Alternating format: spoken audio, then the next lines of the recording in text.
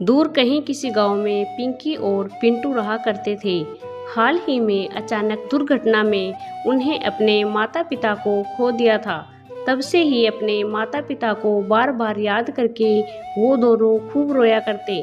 उनको प्यार से दुलार करने वाला, उन्हें समझाने वाला अब उनके पास कोई नहीं था। ये सोचकर दोनों बहुत दुखी हुआ करते।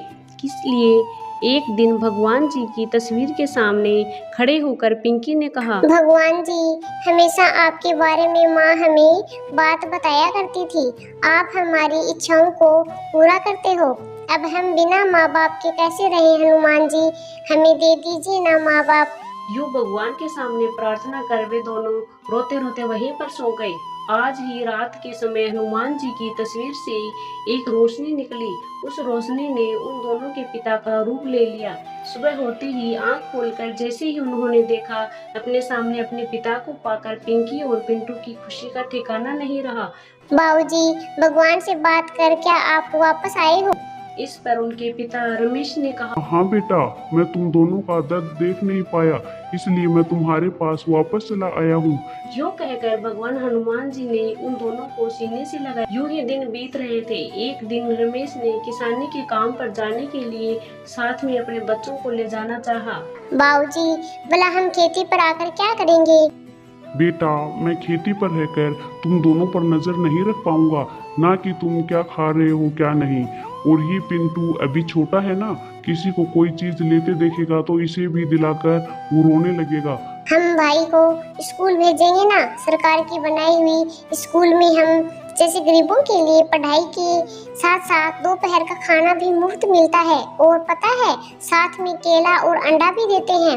इसलिए मैं और भाई सरकारी स्कूल में पढ़ने जाएंगे बाबूजी, और आप खेती पर काम करने चले जाना। शाम को काम करके जब आप घर लौटेंगे तब हम स्कूल से आकर मन लगाकर पढ़ाई कर रहे होंगे। अच्छा ठीक है, लेकिन आज मेरे साथ खेती पर चलो। पिता रमेश ने पिंटू को अपने कंधे पर बिठाया, पिंकी को चलाते हुए साथ में ले गया। फिर वो तीनों अपनी खेती पर पहुंच गए। तभी खेती पर काम करने वाली कुछ और महिलाएं भी वहां पर आ गई। सभी मिलकर काम कर रहे थे। रमेश बीच बीच में बच्चों की ओर ध्यान दिया करता। पिंकी और पिंटू को कुएं के पास एक अमरूद का पेड़ दिखाई दिया। दोनों को अमरूद खाने का बहुत मन कर रहा था। पिंकी तुरंत उस पेड़ के अमरूद तोड़कर खाने लगी। झगड़ालू गीता वहां पर आई। उसने फल खा रहे बच्चों के हाथ से फल छीन लिया। बिट्टू जोर जोर से रोने लगा। जैसे ही रमेश के रूप में भगवान हनुमान जी ने ये देखा, वो तुरंत पिंटू के पास चले आए। क्या हुआ बहन जी, क्या तुमने बच्चों पर हाथ उठाया? इन्होंने हम पर हाथ नहीं उठाया, दरअसल हमने पेड़ से अमरूद तोड़कर खाए ना, इन्होंने वो छीन लिए, इसलिए भाई रो रहा है। घर लौटते समय मैं तुम्हें दिला दूंगा, अब रोना बंद करो। यूं समझाने की कोशिश करने पर भी पिंटू उसकी बात नहीं मान रहा था। वो अमरूद अभी के अभी खाना है, ऐसा कहकर जिद करने लगा। पिता ने पिंटू को अपने कंधे पर बिठाया और खेत से निकलकर अमरूद बेचने वाले ठेले के पास गए।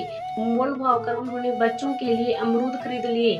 बेटा, कल से तुम दोनों स्कूल चले जाना, वहाँ खाने के साथ साथ तुम्हें केला और अंडा भी दिया जाएगा। स्कूल में जब मुफ्त में ये सब मिल रहा है तो बुद्धि के साथ साथ शरीर की शक्ति भी बढ़ा लेना।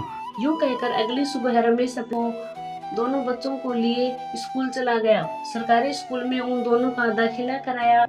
पास जोड़कर रखे हुए पैसों में से उसने बच्चों के लिए स्कूल का बैग खरीदा। यूं ही दिन बीत रहे थे। पिंकी और पिंटू हर दिन सुबह जल्दी उठकर तैयार होते और स्कूल चले जाया करते। पिंकी मन लगाकर पढ़ाई किया करती। एक दिन शाम के समय रमेश जब अपना काम निपटाकर घर लौटा तो घर पर देखा एक औरत पिंटू की शिकायत लेकर घर पर आई। बच्चों के साथ चिल्ला रही थी, मेरे भाई ने आपके बेटे को मारा, इसलिए आप जोर जोर से चिल्ला रही है हम पर। चिल्लाने की आवाज सुनकर रमेश दौड़कर घर आया। उसने पिंटू से पूछा कि आखिर हुआ क्या है।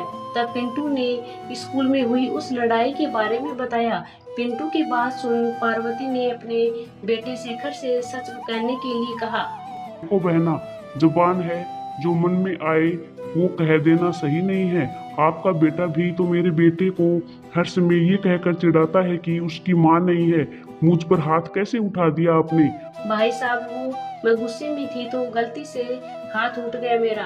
अब तो साबित हो चुका ना कि गलती आपकी बेटे की है। जैसे आपने मेरे बेटे पर हाथ उठाया तो मैं भी आपके बेटे पर हाथ उठाऊंगा, हिसाब बराबर हो जाएगा। मैं इसे घर जाकर डांट कर समझाऊंगी।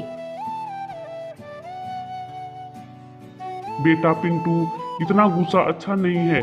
अगर कोई तुम्हें रुलाता है तो तुम्हें मेरे आने तक का इंतजार करना चाहिए। यूं बच्चों को प्यार से समझाकर पिता ने बच्चों को खाना खिलाया।